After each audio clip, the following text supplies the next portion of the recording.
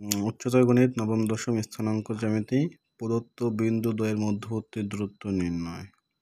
ক নম্বর প্রশ্নে দেওয়া আছে 2, 3 ও 4, 6 এর মধ্যবর্তী দূরত্ব আমরা নির্ণয় করব। ধরি প্রদত্ত বিন্দু দ্বয় P হলো 2, 3 এবং Q হলো 4, 6। বিন্দু দ্বয়ের মধ্যবর্তী দূরত্ব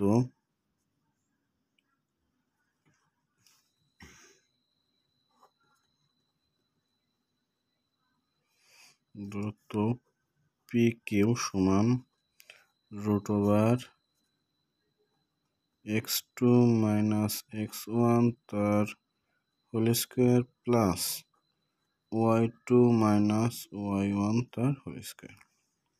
এবার এইটাকে ধরবো হলো আমরা x1, এটা হলো y1, তেমনি এটা হলো x2 আর এটা হলো y2। এবার সূত্র অনুযায়ী আমরা মানগুলো বসাই। x2 কত আমার 4 আর x1 হলো 2,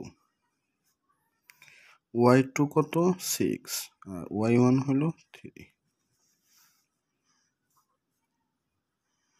এবার আমরা প্রথমে বিয়োগের কাজটা করব, যেহেতু এটা ফার্স্ট ব্র্যাকেটের মধ্যে আছে। 4 থেকে 2 গেলে 2, 6 থেকে 3 গেলে 3।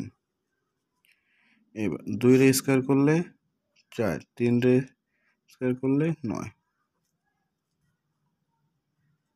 9 আর 4 যোগ করলে 13, √13। এটাই হলো আমার অ্যান্সার।